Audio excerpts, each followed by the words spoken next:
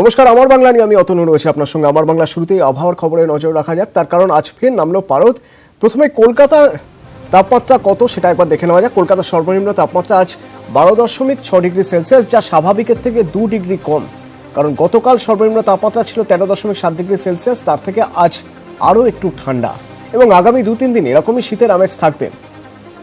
এরই পাশাপাশি জেলাতেও তাপমাত্রা সামান্য বেড়েছে, কিন্তু শীতের আমেজ রয়েছে জেলাতেও এখনো পর্যন্ত। জেলার ছবিটা একবার দেখে নেওয়া যাক। এই মুহূর্তে আমাদের সঙ্গে জলপাইগুড়ি থেকে রয়েছেন রনি এবং বীরভূম থেকে আমাদের সঙ্গে এই মুহূর্তে রয়েছেন প্রতিনিধি সুপ্রতিম। প্রথমে সুপ্রতিমের কাছ থেকে একবার জেনে নেব। সুপ্রতিম, ঠান্ডা বেশ কয়েকদিন ধরে যেমন ছিল, এখনো কি সেই একই রকম শীতের আমেজ, নাকি তাপমাত্রা পারদ কিছুটা বেড়েছে? আর দৃশ্যমানতাই বা কেমন?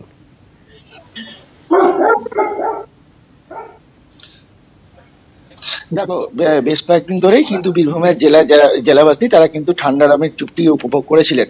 কিন্তু গতকাল থেকে গত দুদিন থেকে দেখা যাচ্ছে যে হঠাৎ করেই কিন্তু তাপমাত্রার পারদ কিছুটা বেড়েছে। অর্থাৎ সকালের দিকে 8টা সাড়ে 8টা বা সকাল 9টা পর্যন্ত কিন্তু ঠান্ডার একটা আমেজ থাকলেও এরপর যখন বেলা বাড়ার সঙ্গে সঙ্গে কিন্তু তাপমাত্রা অনেকটা বেড়ে যাচ্ছে এবং লোকে গরমের যে অনুভূতি সেটা কিন্তু আস্তে আস্তে পেতে শুরু করেছে।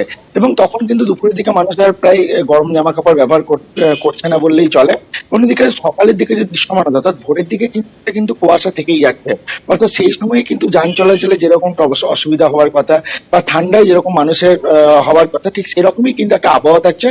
কিন্তু বেলা বাড়ার সঙ্গে সঙ্গে যেহেতু তাপমাত্রা বেড়ে যাচ্ছে, তখন একটা গরমের অনুভূতি পাওয়া যাচ্ছে। আবার ঠিক রাত্রের দিকে ঠিক যখন 10টা-11টা ঠিক তখন কিন্তু ঠান্ডাটা ফের আবার পড়তে শুরু করছে। অর্থাৎ জেলাবাসী কিন্তু এখন একটা অদ্ভুত আবহাওয়ার মধ্যে দিয়ে যাচ্ছে, যে রাতটুকু এবং ভোরের দিকে ঠান্ডা আবহাওয়া পেলেও কিন্তু বেলা বাড়ার সঙ্গে সঙ্গে কিন্তু তারা তাপমাত্রা বাড়ার ফলে যে অস্বস্তি, সেই অস্বস্তি তারা অনুভব করছে। এরই পাশাপাশি একবার জলপাইগুড়ির ছবিটাও দেখে নেওয়া যাক। রনি রয়েছে আমাদের সঙ্গে। ডুয়ার্সের ছবিটা কিরকম? রনি, দৃশ্যমানতাই বা কি?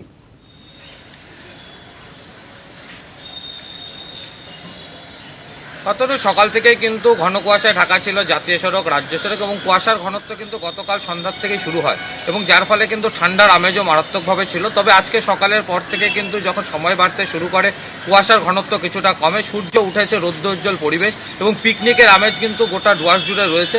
বিশেষ করে ভুটান পাহাড় লাগোয়া এলাকা অথবা চা বাগান অধিষ্ঠিত এলাকাগুলিতে কুয়াশার ঘনত্ব কিছুটা বেশি এবং সমস্ত এলাকায় কুয়াশা কমলেও কিন্তু চা বাগান এবং ভুটান পাহাড় লাগোয়া এলাকায় এখনো কমেনি, যার ফলে কিন্তু ঠান্ডার আমেজ সেই সমস্ত এলাকায় অনেকটাই বেশি এবং লোক কিন্তু পুরোপুরিভাবে উপভোগ করছে এই ঠান্ডাকে।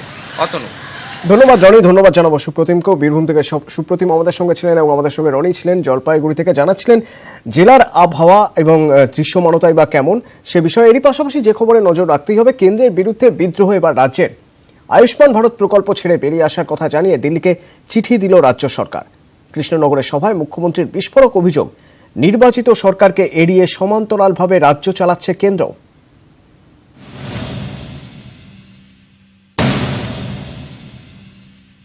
রাজ্যগুলোতে প্যারালাল গভর্নমেন্ট চালাচ্ছেন? আপনি কি রাজ্যগুলোতে প্যারালাল গভর্নমেন্ট চালাচ্ছেন? আয়ুষ্মান ভারত স্বাস্থ্য সাথী প্রকল্প নিয়ে কেন্দ্র রাজ্য সংঘাত বৃহস্পতিবার তার চরমে উঠল। মুখ্যমন্ত্রীর অভিযোগ, কেন্দ্র ও রাজ্য সরকার যৌথভাবে এই প্রকল্প চালালেও ভোটের মুখে এককভাবে তার কৃতিত্ব দাবি করছে মোদী সরকার। রাজ্যকে অন্ধকারে রেখেই পোস্ট অফিস থেকে বাড়ি বাড়ি পাঠানো হচ্ছে নরেন্দ্র মোদীর ছবি লাগানো চিঠি। প্রধানমন্ত্রীর নাম দিয়ে, আর ওপরের লোগোটা দেখবেন, ওটা লোগো নয়, যেন পদ্ম ফুলদে নরেন্দ্র মোদী তোমার ছবি লাগিয়ে তুমি বাড়িতে বাড়িতে চিঠি পাঠাবে। তুমি করেছো, তাহলে তুমি করো, আমি টাকাটা দেব না। ভারতবর্ষের প্রধানমন্ত্রী নোংরা রাজনীতি কেন করছেন? পরিষ্কার বলছি, এই প্রতিবাদে আয়ুষ্মানের যে স্কিম আমরা অ্যাকসেপ্ট করেছিলাম, আমাদের টাকা আমরা দিয়েছিলাম, আজ থেকে উইথড্র করে নিচ্ছি। আজ থেকে উইথড্র হয়ে যাবে। ক্ষমতা থাকলে দাও, 100% টাকা দাও, আর তা নাহলে নিজের ছবি তুলে নাও, আর মিথ্যে কথা বলা বন্ধ করো। কৃষ্ণনগরে মুখ্যমন্ত্রীর ঘোষণার পরই জানা যায়, আয়ুষ্মান ভারত প্রকল্প থেকে বেরিয়ে আসার কথা কেন্দ্রকে চিঠি দিয়ে জানিয়ে দিয়েছে রাজ্য। চিঠিতে লেখা হয়েছে, রাজ্য সরকারকে অন্ধকারে রেখে আয়ুষ্মান ভারত স্বাস্থ্য সাথী প্রকল্পে সুবিধাভোগীদের সরাসরি চিঠি এবং কার্ড পাঠাচ্ছে ভারত সরকার। বিষয়টি খুবই আশ্চর্যজনক। কেন্দ্রীয় সরকারের এই পদক্ষেপ মৌ চুক্তির শর্ত ভঙ্গ করছে। এমন অবস্থায় আয়ুষ্মান ভারত স্বাস্থ্য সাথী প্রকল্প থেকে সরে গেল পশ্চিমবঙ্গ সরকার। এই অভিযোগকে হাতিয়ার করেই মোদী সরকারের বিরুদ্ধে যুক্তরাষ্ট্রীয় কাঠামো ধ্বংস করার অভিযোগও তুলেছেন মমতা। মুখ্যমন্ত্রীর বিস্ফোরক অভিযোগ, রাজ্যে সমান্তরাল প্রশাসন চালাচ্ছে কেন্দ্র। আপনি রাজ্যগুলোতে প্যারালাল গভর্নমেন্ট চালাচ্ছেন?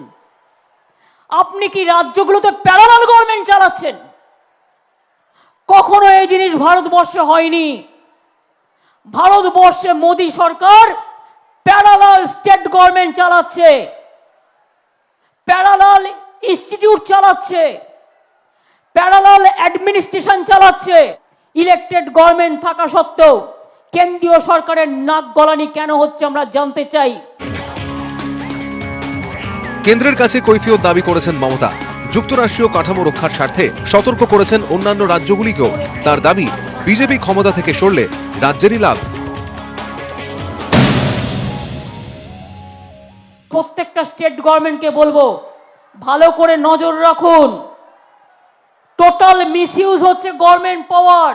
নতুন সরকার আসলে আমরা চেষ্টা করব রাজ্য যাতে বঞ্চিত না হয়, রাজ্য যাতে রাজ্যের অধিকারের কেন্দ্র যাতে ইন্টারফেয়ার না করে, ফেডারেল সেটআপ যাতে স্ট্রং হয়, ভারতবর্ষের সংবিধান যাতে রক্ষিত হয়, একতা যাতে রক্ষিত হয়, সবাই যাতে ভালোভাবে বসবাস করতে পারে।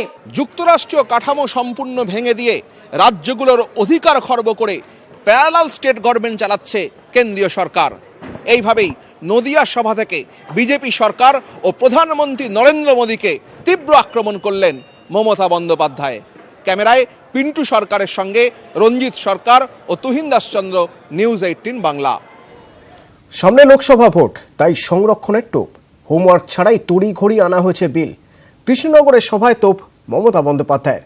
এমন বিলে সাধারণ শ্রেণীর সর্বনাশ হয়েছে বলেই দাবি মমতার। হঠাৎ নির্বাচনের আগে কোনোদিন কার্যকরী হবে না, আর কার্যকরী হলেও বিপদ। লোকসভা নির্বাচনের মুখে নজিরবিহীনভাবে 3 দিনে সংসদে পাশ হয়েছে সংরক্ষণ বিল। বহু চর্চিত সেই বিল নিয়েই এবার প্রশ্ন তুলে দিলেন মমতা বন্দ্যোপাধ্যায়। সুপ্রিম কোর্টে বলা আছে 50%-এর বেশি রিজার্ভেশন যাবে না। এরা কি করলো? 50 থেকে ওটাতে 60-এ নিয়ে গেল। কোনো হোমওয়ার্ক করেনি। দ্বিতীয়বার ক্ষমতায় এসে রাজ্যের সংখ্যালঘুদের একাংশকে ওবিসি ক্যাটাগরির মধ্যে এনেছিলেন মুখ্যমন্ত্রী। সেই কথা মনে করিয়ে দিয়ে তার অভিযোগ, ভোটের মুখে বিল আনতে তাড়াহুড়ো করেছে মোদী সরকার। এতে সাধারণ শ্রেণীর হিতে বিপরীত হবে। সর্বনাশটা কোথায় হলো? একেতে জেনারেল কাস্টের কোনো সুযোগ নেই, সুযোগ খুব কম। যেটুকু সুযোগ আছে তার মধ্যে 10% সিল করে দেওয়া হলো। সেই 10% কি? 8 লাখ টাকা পর্যন্ত ইনকাম। আর 8 লাখ টাকা সিলিং মানে কি? মান্থলি 60,000 টাকা। তার প্রয়োজন আছে চাকরি করার? আমি যখন সংখ্যালঘুদের জন্য করি, আমি সংখ্যালঘু বলে করতে পারিনি। আমি বুদ্ধি খরচ করে ওবিসি রিজার্ভেশনের মধ্যে 97% সংখ্যালঘু ছেলে মেয়েদের ঢুকিয়ে দিয়ে করেছি। 17% রিজার্ভেশন 50%-এর মধ্যে। মমতার অভিযোগ, ভোটের মুখে ভাওতাবাজি করছে কেন্দ্রীয় সরকার। চাকরি নেই, একেতে চাকরি নেই, কেন্দ্রীয় সরকারের কোনো চাকরি নেই। 2 কোটি চাকরি 1 বছরে নষ্ট হয়েছে। সাধারণ ঘরের ছেলেমেয়েরা আজকে তাদের মুখ বন্ধ হয়ে গেল। চাকরি সংকুচিত করে দিল, সংখ্যালঘুদের ডিপ্রাইভ করলো, দলিতদের ডিপ্রাইভ করলো। এদের লোকে পুজো করবে? হিটলারের থেকেও ভয়ঙ্কর, মুসলিনীর থেকেও এরা ভয়ঙ্কর। কেন্দ্রীয় সরকারের নয়া বিলের ভবিষ্যৎ নিয়েই প্রশ্ন তুলেছেন মমতা বন্দ্যোপাধ্যায়। নিউজ 18 বাংলা।